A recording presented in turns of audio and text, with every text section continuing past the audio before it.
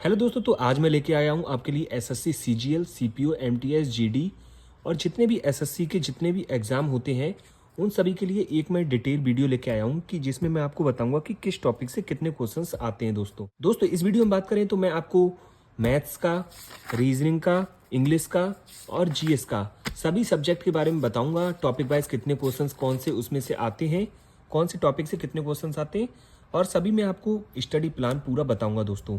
तो दोस्तों सबसे पहले हम शुरू करते हैं मैथ्स को लेके। दोस्तों मैथ्स में आपको पता है कि CGL, CPO, MTS, GD, SSC का कोई सा भी एग्जाम हो, मैथ्स उसमें काफ़ी इंपॉर्टेंट रोल प्ले करता है दोस्तों डेली स्टडी का प्लान बताऊं तो लगभग आप अगर न्यू स्टूडेंट हैं तो आप लगभग 2 से 3 घंटे पढ़ें और उसके बाद 3 से 4 घंटे डेली का जरूर पढ़ें। सैटरडे संडे को आप दोस्तों रिवाइज करें। तो सबसे पहले बात करते हैं कौन से टॉपिक से कितने क्वेश्चन आते हैं दोस्तों। तो सबसे पहले ये तो है टॉपिक, ये जितने मैंने लिखे हैं ये इतने टॉपिक आते हैं। एडवांस और अर्थमेटिक को मिला के इतने सारे हमारे टॉपिक हैं, इसका आप स्क्रीनशॉट ले सकते हैं।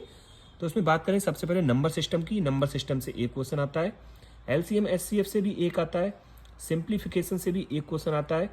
जो सबसे मेन इंपॉर्टेंट रहते हैं, आपको दिख तो रहा होगा कि कितने क्वेश्चन आते हैं, ये मैंने जो नंबर लिखे हैं ये क्वेश्चन के बारे में। तो सबसे इंपॉर्टेंट रहता है एवरेज। एवरेज से 3 क्वेश्चन आते हैं, profit and loss, ratio and proportion, percentage, discount, time and work, time and distance और trigonometry, algebra, geometry, mensuration, statistics. ये जो है हमारे वो मेन इंपॉर्टेंट टॉपिक्स हैं जिन पे मैंने स्टार बना दिया है। ये टॉपिक आप जरूर पूरे कर लें दोस्तों, क्योंकि ये टॉपिक अगर आप कर लेंगे तो आपका बेसिक क्लियर हो जाएगा दोस्तों मैथ्स का, क्योंकि ये टॉपिक बहुत ही ज़्यादा अच्छे तरीके से आते हैं। तो बात करते हैं अगले सब्जेक्ट के बारे में। अगला है हमारा रीजनिंग का। अभी अगला है जो हमारा वो है इंग्लिश का। इंग्लिश में दोस्तों आपको पता होगा ये सारे टॉपिक हैं। तो इसमें सबसे जो मेन है आपका वो पड़ता है हमारा जो वोकैब का रहता है। वोकैब में one word substitution, face, antonym, सिनोनियम, ये सारे हमारे वोकैब के अंदर आ जाते हैं दोस्तों, जो आपको डेली रिवाइज करने हैं। 20 वोकैब कम से कम डेली आपको रिवाइज करने हैं दोस्तों, और सैटरडे संडे इनका भी रिवीजन करना है। ठीक है, सैटरडे संडे इनका रिवीजन हो गया।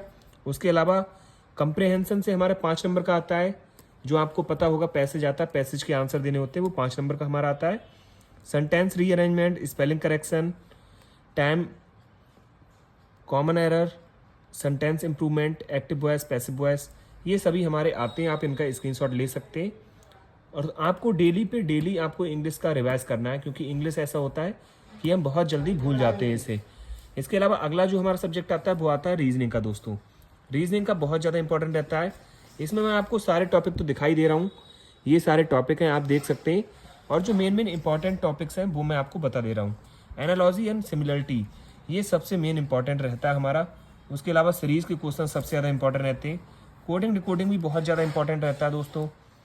इसके अलावा हमारे फिगर काउंटिंग हो गया, क्यूब एंड डाइस हो गया, ये जरूर ही हर सारे एग्जामों में आता है। मिरर इमेज हो गया, पेपर कटिंग फोल्डिंग हो गया, ये सभी हमारे एग्जाम में आते हैं। और पूरा सिलेबस भी आपको यहाँ पे दिख जाएगा दोस्तों।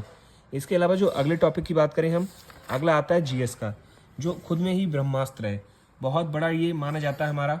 तो इसमें जो टॉपिक आप देख सकते हैं वो ये इतने सारे टॉपिक आते हैं दोस्तों। इसमें जो मेन इंपॉर्टेंट रहते हैं इंडियन हिस्ट्री के बारे में, ये आपको जरूर पढ़ लेना है। उसके बाद ज्योग्राफी ऑफ इंडिया हो गए, वो 2 से 3 आएंगे।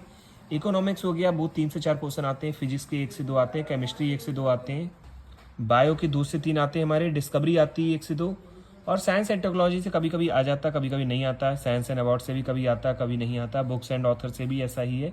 इंपॉर्टेंट डेज से एक क्वेश्चन आ जाता है दोस्तों। इसका भी वही है, डेली बेसिस पर आपको पढ़ना है और इसको राइटिंग कर करके आपको पढ़ना है, क्योंकि राइटिंग करके आप पढ़ेंगे तो आपको ज़्यादा समझ में आएगा दोस्तों। और रही बात रीजनिंग की, रीजनिंग में आपको किसी एक बुक को फॉलो करना है और उसी बुक को आपको लगाते रहना है कंटिन्यू। 1 बार हो गया, 2 बार हो गया, 3 बार हो गया, आप जितनी बार भी चाहें इसी बुक को लगाएंगे। इसके अलावा कुछ नहीं करना है आपको। बुक कोई सी भी आप फॉलो कर सकते हैं। अगर आपको बुक के बारे में सजेशन चाहिए तो वो मैंने आपको दे दिया है मैसेज में, तो आप वो लगा सकते हैं। इसके अलावा ये सारे आपको सिलेबस हो गया, इसकी पीडीएफ मैं आपको टेलीग्राम पे दे दूंगा, तो आप टेलीग्राम चैनल को जरूर ज्वाइन कर लें, क्योंकि वहाँ पर मैं आपको पीडीएफ प्रोवाइड कराता रहता हूँ। इसकी पीडीएफ मैं आपको वहीं पर दे दूंगा। तो चलिए मिलते हैं अगली वीडियो में, तब तक के लिए थैंक यू। वीडियो को लाइक कर दीजिए, चैनल को सब्सक्राइब जरूर कर दीजिए।